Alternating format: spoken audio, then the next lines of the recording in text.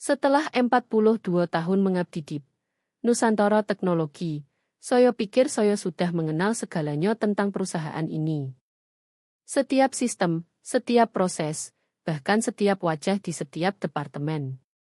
Tapi berdiri di ballroom megah Hotel Grand Indonesia, menyaksikan anak saya Rian mengumumkan bahwa dia telah meminjam dana pensiun saya baru sadar telah melewatkan satu hal krusial. Kemampuan keluarga untuk mengkhianati Ondo. Ayah selalu percaya investasi untuk keluarga, lanjut Rian sambil mengangkat gelas campakne. Ruangan yang dihadiri 200 karyawan langsung hening. Bahkan pelayan berhenti bergerak, merasakan ketegangan yang menyambar udara. Istri saya, Bu Sinto, meremas tangan saya di bawah meja, jarinya sedikit gemetar. Saya mempertahankan senyum. Puluhan tahun pelatihan korporat membuat ekspresi saya tetap netral sementara masa pensiun saya hancur di depan mata. Di belakang Rian, menantu saya Rino tersenyum dengan pesona yang sudah terlatih.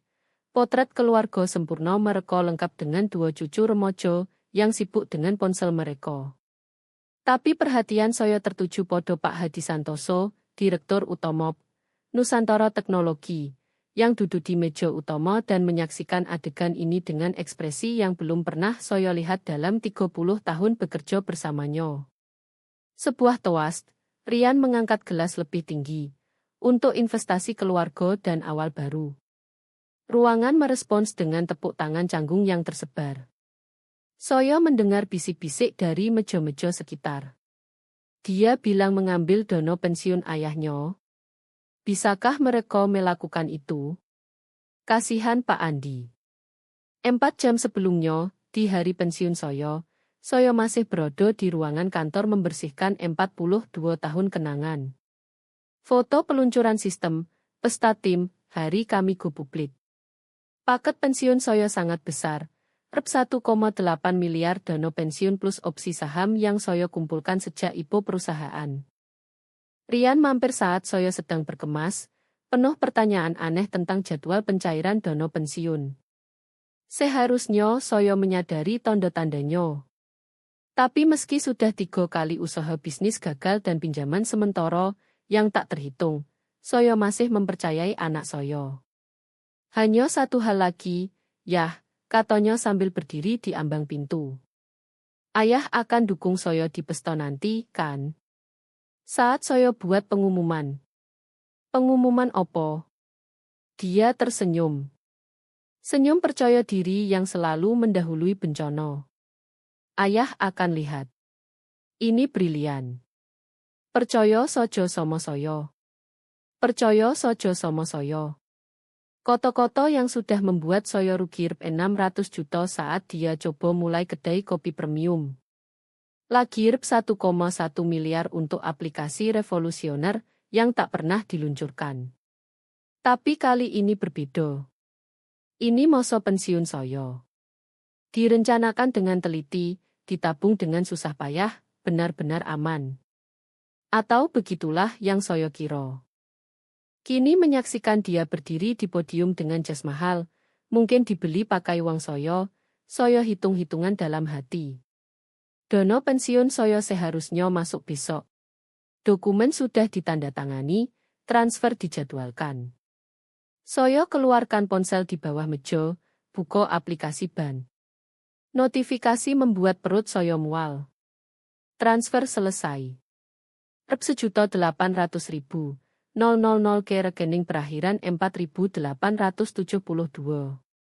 Rekening yang tak saya kenal. Rian, koto saya pelan, tapi suara saya menggema di ruangan hening. Apa sebenarnya yang kamu lakukan? Dia berbalik dengan senyum brilian itu ke arah saya. Yah, ayah selalu bilang keluarga nomor 1. Rino dan saya menemukan peluang investasi luar biasa. Operasi penambangan cryptocurrency, return dijamin. Kami hanya butuh modal awal. Modal awal, ulang saya. Seluruh dana pensiun saya. Ini benar-benar aman, Rino ikut nimbrung. Teman Rian, Kemal, yang mengelola semuanya. Dia jenius soal kripto. Kemal. Orang yang somo yang dulu membujuk Rian investasi di toko herbal ilegal yang tak pernah buka. Orang yang somo yang 2 kali menghilang bersama uang investor. Saya pandang Sinto, melihat horor mulai terpancar di wajahnya saat dia sadar masa pensiun nyaman kami baru saja lenyap. Kami berencana jalan-jalan akhirnya ke Eropa, menghabiskan musim dingin di Bali. Semua hilang, ditransfer ke dompet kripto. Mungkin sudah berpindah ke luar negeri. Saat itulah saya lihat Pak Hadi Santoso berdiri, merapikan dasi dengan tenang. Sebenarnya, katanya, suaranya memotong ketegangan. Sebelum kita lanjut diskusi menarik tentang transfer dana pensiun tanpa izin ini, saya rasa sudah waktunya klarifikasi siapa yang memiliki Opodip, Nusantara Teknologi. Senyum Rian sedikit goyah. Pak Hadi, ini urusan keluarga. Oh, saya tidak setuju. Pak Hadi mengambil ponselnya sendiri. Lihat, Pak Andi di sini bukan hanya direktur sistem yang pensiun. Apakah Anda yang mau ceritakan, Pak Andi atau saya? Saya mengangguk pelan, pemahaman membanjiri saya. Inilah sebabnya Pak Hadi bersikeras menangani paket pensiun saya sendiri. Mengapa dia jadwalkan transfer sehari setelah pesta, bukan sebelumnya? Ceritakan opo, tuntut Rian, kepercayaan dirinya mulai retak. Saya berdiri, merasakan 42 tahun tulang punggung korporat meluruskan punggung saya. Saya akan ceritakan tentang perjanjian kemitraan diam yang saya tanda tangani tahun 1995, kata saya pelan. Yang membuat saya pemegang saham terbesar kedua DIP, Nusantara Teknologi. Ruangan meledak dengan bisik-bisik. Gelas campakne Rian terlihat gemetar. Yah, opo yang ayah bicarakan? Pak Hadi tersenyum, tapi bukan senyum ramah. Mungkin kita lanjutkan diskusi ini di tempat yang lebih privat. Misalnya kantor keamanan korporat. Saya yakin mereka sangat tertarik mendengar tentang akses tidak sah ke rekening dana pensiun. Saat petugas keamanan hotel muncul di pintu ballroom, saya lihat wajah Rian memucat. Dia merencanakan ini sempurna. Pengumuman publik, tekanan keluarga, fight acompli uang sudah ditransfer. Yang tidak dia rencanakan adalah saya punya rencana cadangan. Atau lebih tepatnya, saya telah menghabiskan 42 tahun membangun sesuatu yang dia tak tahu. Kantor keamanan korporat di Hotel Grand Indonesia penuh kayu gelap dan kursi kulit yang dirancang untuk membuat orang nyaman. Tak ada yang terlihat nyaman sekarang. Rian duduk dengan kepala di tangan. Rino sibuk mengirim pesan, mungkin ke Kemal yang sebentar lagi akan berhenti menjawab. Pak Hadi berdiri di dekat jendela sementara, 2 petugas keamanan Nusantara memeriksa catatan ban di tablet mereka. Transfer dimulai pukul 15.42. Lapor petugas Cholins menggunakan kredensial login Pak Andi Wijoyo.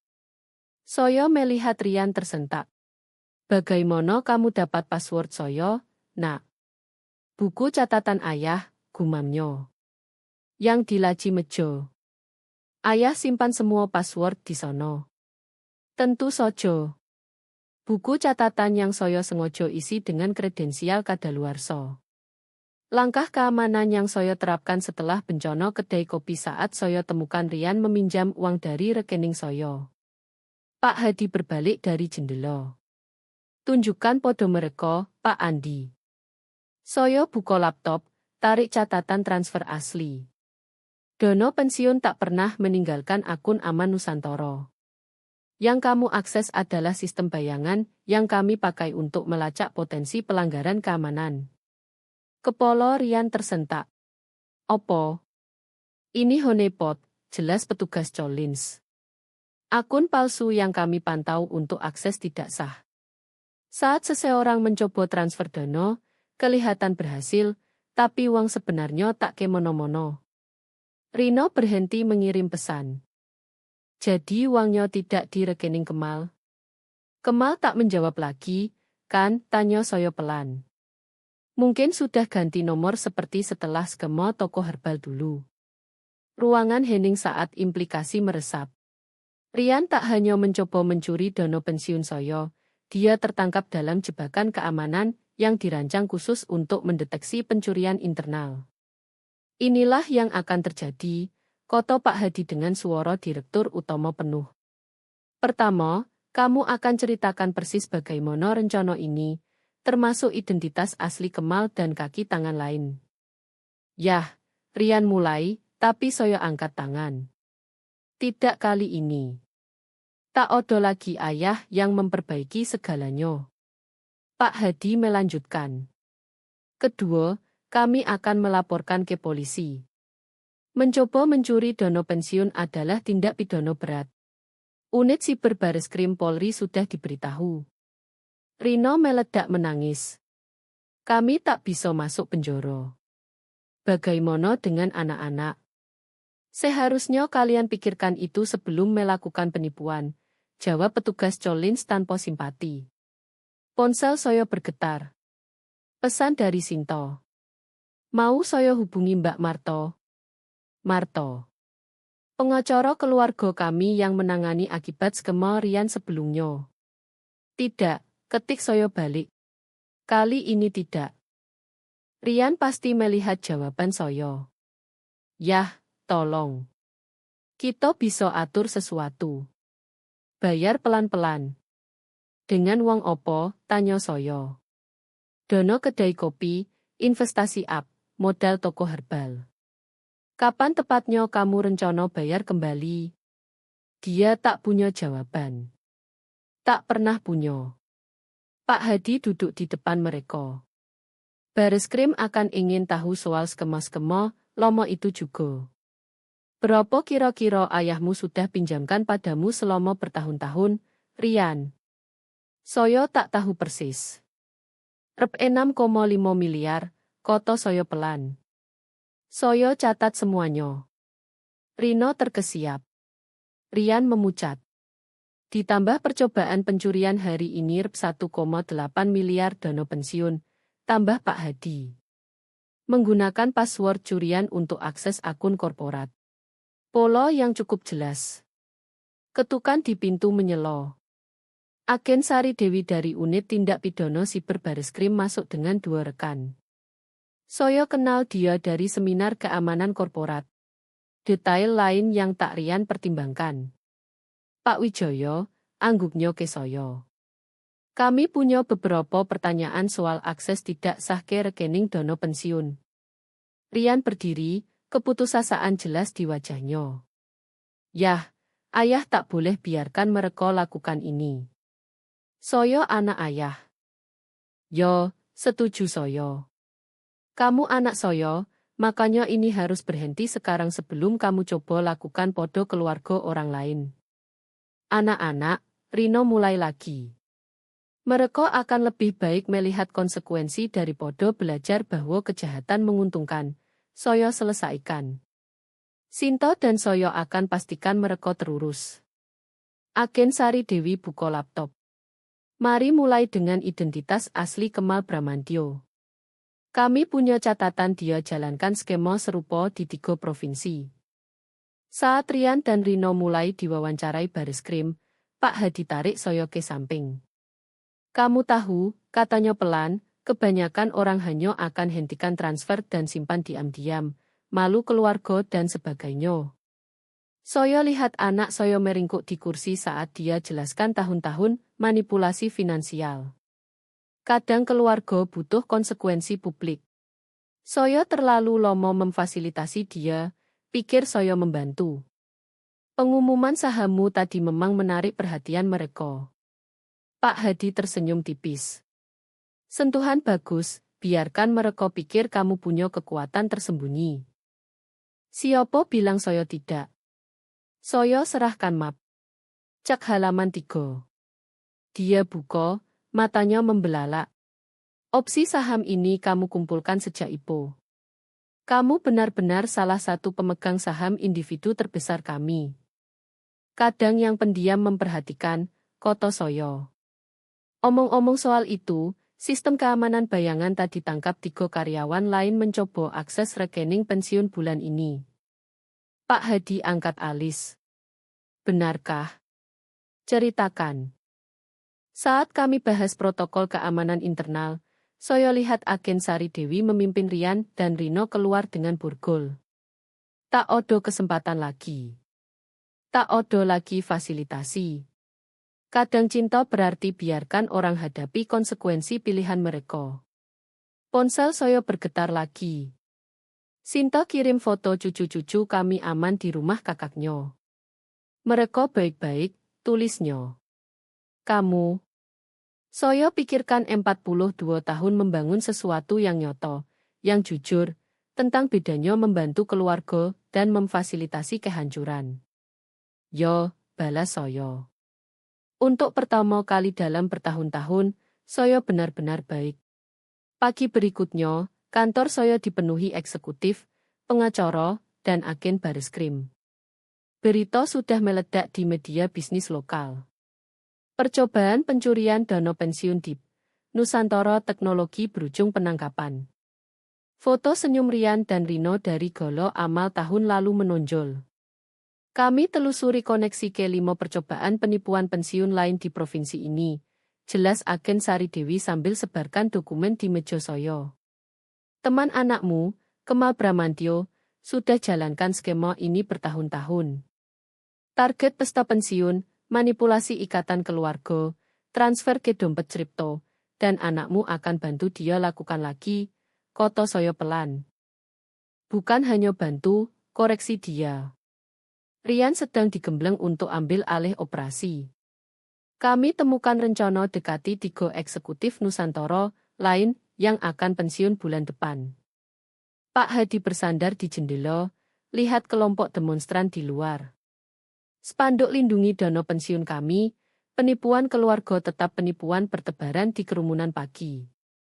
Media sedang heboh, katanya. Majalah Tempo baru telepon minta komentar. Mereka akan buat feature soal penyalahgunaan finansial keluarga. Saya angguk, pikirkan tahun-tahun pinjaman sementara dan investasi darurat. Setiap kali saya bilang podo diri sendiri saya membantu keluarga. Setiap kali sebenarnya saya danai penurunan anak saya ke penipuan. Ponsel saya menyolot dengan pesan dari penjara tempat Rian ditahan. Yah, tolong. Pengacara publik bilang minimal 15 tahun. Ayah tak boleh biarkan ini terjadi. Saya tunjukkan podo Agen Sari Dewi. Dia geleng. Dengan skema lama dan sifat antar provinsi operasi ini, dia hadapi lebih dari itu. Rino mungkin dapat lebih ringan jika kerjasama penuh. Cucu-cucu, tanya saya. Dinas Sosial sarankan penempatan dengan kakak istri Ondo sementara. Mengingat stabilitas finansial dan catatan bersih Ando dan istri bisa ajukan hak asuh. Pesan lain masuk. Ini dari Sinta. Orang tua Rino mengancam gugat kami. Bilang kami seharusnya hentikan dia lebih awal. Ironi tak hilang dari siapapun. Pak Hadi berdehem. Pak Andi, soal posisi saham Ondo. Yo. Dewan Direksi rapat sore ini. Mengingat opsi saham dan investasi jangka panjang Ando di perusahaan, mereka ingin Ando pertimbangkan duduk di Dewan. Bantu kami perkuat kontrol internal terhadap jenis penipuan ini. Saya lihat sekeliling kantor podo kotak barang pribadi yang kemarin saya kemas. Saya pikir saya pensiun. Mungkin, Pak Hadi tersenyum. Ando bisa tunda sedikit. Kami butuh keahlian Ondo, terutama sekarang. Agen Sari Dewi tambah, odo orang dengan latar belakang Ando membantu cegah penipuan pensiun akan kirim pesan kuat. Tunjukkan podo perusahaan lain coro lindungi karyawan. Ponsel saya bergetar lagi. Pesan dari korban terbaru Kemal, seorang guru pensiun yang kehilangan 3,5 miliar bulan lalu. Bareskrim beri dia kontak saya. Terima kasih, tulisnya. Penangkapan anak Ando bantu kami beku transfer tepat waktu. Ando selamatkan pensiun kami. Saya pikirkan Rian duduk di sel, mungkin masih percaya saya akan selamatkan dia. Tentang Rino hadapi tuduhan pidana sementara orang tuanya salahkan semua orang kecuali dia. Tentang cucu-cucu saya coba pahami mengapa orang tua mereka tiba-tiba hilang. Rapat Dewan, koto saya podo Pak Hadi. Jam berapa? Pukul 14. Kami akan umumkan overhaul keamanan lengkap, protokol baru perlindungan pensiun, pemantauan lebih ketat semua rekening pensiun. Saya buka laptop, tarik presentasi yang saya kerjakan sejak pukul 4 pagi. Tambahkan ini ke agenda. Analisis lengkap bagaimana Rian akses sistem kami, di mana kerentanannya, dan cara cegah terulang. Agen Sari Dewi lihat dari bahu saya. Ando buat ini semalaman. Tidak, koreksi saya. Saya bangun ini bertahun-tahun. Setiap kali Rian minta uang, setiap skema dia coba, saya dokumentasikan pola. Hanya saja saya tak bertindak cukup cepat.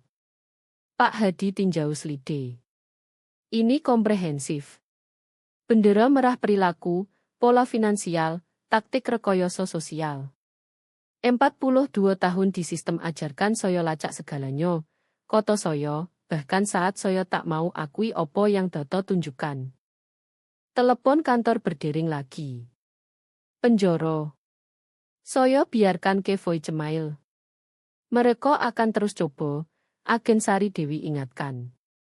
Tekanan keluarga adalah senjata terkuat mereka. Yo, setuju saya, tapi kebenaran keluarga lebih kuat. Saya berdiri, kumpulkan berkas baris krim. Saya akan presentasikan ini ke Dewan dengan satu syarat. Sebutkan, koto Pak Hadi. Kita buat publik. Bagikan ke setiap perusahaan di industri kami. Bangun jaringan lacak skema ini lintas provinsi. Tak ada lagi sembunyikan penipuan di balik kesetiaan keluarga. Itu bisa pengaruhi harga saham, Pak Hadi ingatkan. Tunjukkan kerentanan. Ini tunjukkan kepemimpinan, koreksi saya. Dan integritas. Dua hal yang anak saya tak pernah pahami. Agen Sari Dewi tersenyum. Saya akan koordinasikan divisi siber kami dengan tim Ando. Bangun sesuatu yang bantu perusahaan lain lindungi karyawan. Saat mereka tinggalkan kantor, saya lihat foto keluarga masih di dinding. Rian di wisuda kuliah sebelum skema dimulai. Rino di pernikahan mereka sebelum dia ikut usaha penipuan. Cucu-cucu di Natal lalu masih polos dari pilihan orang tua mereka. Saya turunkan foto itu, masukkan ke kotak kemasan. Waktunya fokus pada anggota keluarga yang layak dilindungi, cucu-cucu yang perlu belajar integritas lebih penting daripada uang mudah. Ponsel saya bergetar sekali lagi. Sinto. Marto bilang kita bisa ajukan hak asuh darurat besok. Siap.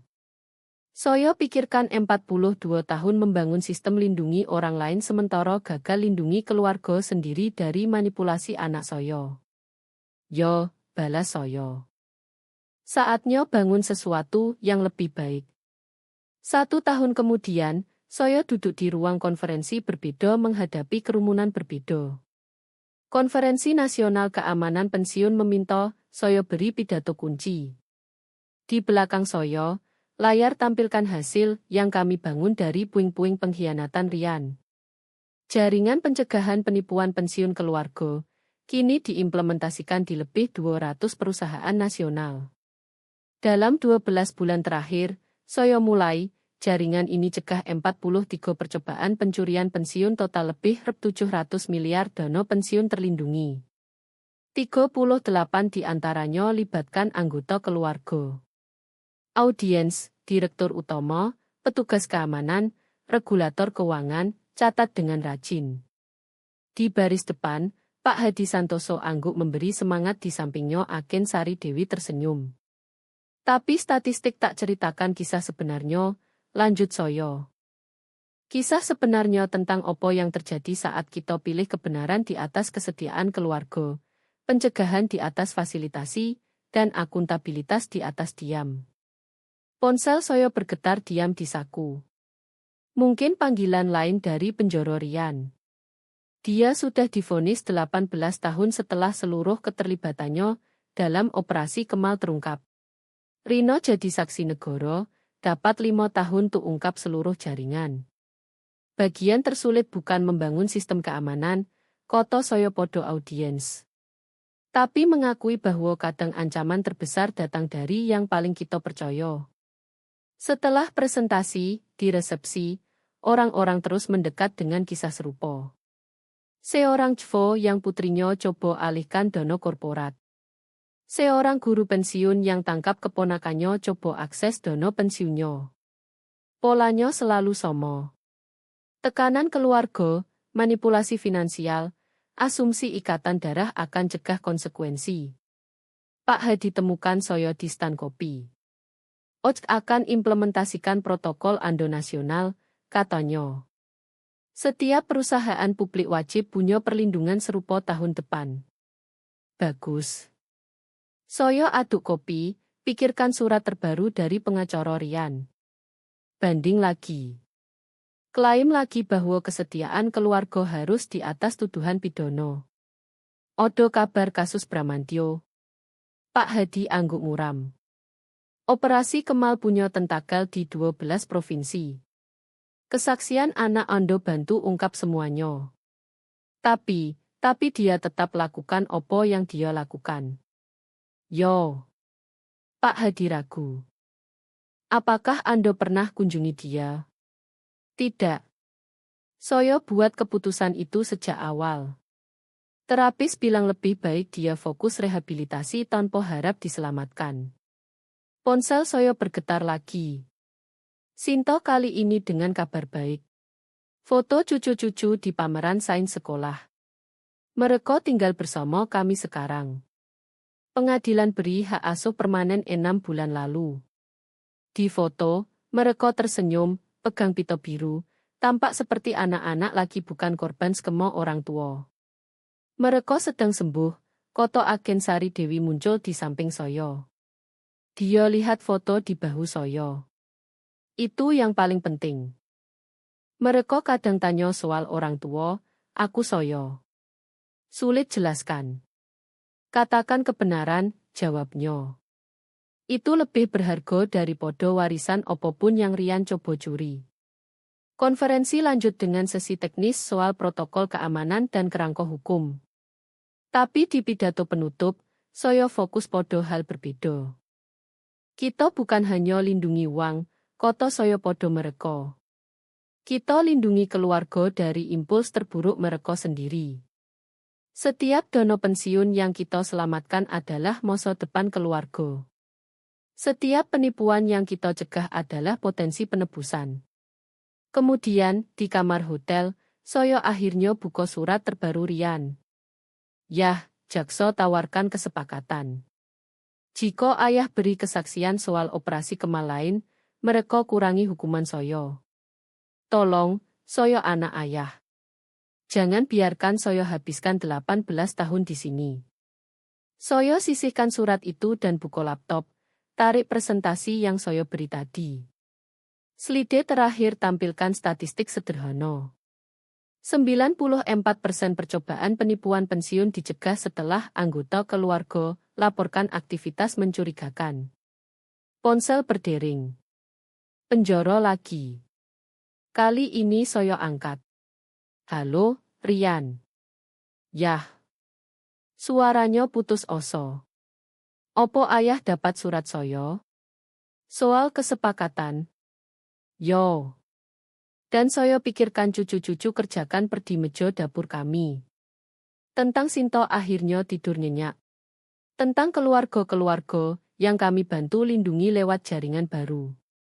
Jakso sudah punya kesaksian Soyo, koto Soyo pelan. Soyo beri bulan lalu soal Kemal, soal operasi lain, soal segalanya. Hening. Tapi mereka bilang itu akan bantu kurangi hukuman Soyo. Tidak. Rian.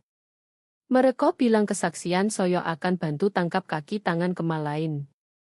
Hukumanmu tetap. Yah, tolong. Selamat tinggal, Rian. Dapatkan bantuan di sono. Bantuan yang benar kali ini. Saya tutup telepon, lihat keluar jendela hotel podo lampu kota. Ponsel bergetar dengan pesan dari Sinto. Anak-anak ingin tahu apakah ayah pulang untuk sarapan besok. Tommy punya tes matematika ingin tunjukkan podo ayah. Saya tersenyum, pikirkan kesempatan kedua dan warisan lebih baik. Sedang dalam perjalanan, balas saya. Bilang podo mereka kakek bawa donat. Malam itu, saat tinjau catatan konferensi, saya tambahkan satu baris akhir ke protokol keamanan perusahaan kami. Perlindungan terkuat terhadap penipuan keluarga adalah kebenaran keluarga. Kadang investasi tersulit bukan finansial, tapi emosional. Kesediaan berdiri teguh, pilih benar di atas mudah, bangun sesuatu lebih baik dari kepercayaan yang hancur. Pensiun saya tak berjalan seperti rencana. Alih-alih lapangan golf dan santai, saya bangun jaringan keamanan nasional. Alih-alih jalan-jalan dengan Rian dan Rino, saya besarkan anak-anak mereka. Alih-alih makan malam keluarga dengan anak saya lindungi keluarga lain dari anak seperti dia. Tapi lihat foto pameran sains cucu-cucu di meja saya tahu akhirnya saya investasi di masa depan yang benar. Di Indonesia, keluarga selalu diajarkan sebagai segalanya, darah daging, pondasi hidup. Saya pernah percaya itu sepenuh hati. Setiap kali Rian datang dengan senyum dan rencana baru, saya buka dompet karena keluarga nomor 1. Tapi data tak bohong. Pola yang saya catat selama bertahun-tahun menunjukkan sesuatu yang lebih gelap, keserakahan yang dibungkus cinta.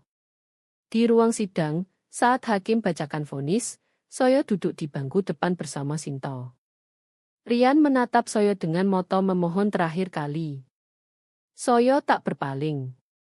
Karena di tanah air kita, karma bukan cuma koto, ya hukum alam. Operasi Kemal kini terbongkar total. Puluhan korban pensiun di seluruh Nusantara dapat uang mereka kembali berkat jaringan yang kami bangun. Perusahaan-perusahaan lain mulai adopsi protokol honeypot dan pemantauan real time. Bahkan OJK keluarkan peraturan baru mewajibkan setiap perusahaan publik punya sistem serupa. Saya tak lagi direktur sistem biasa. Saya jadi penasihat nasional keamanan pensiun.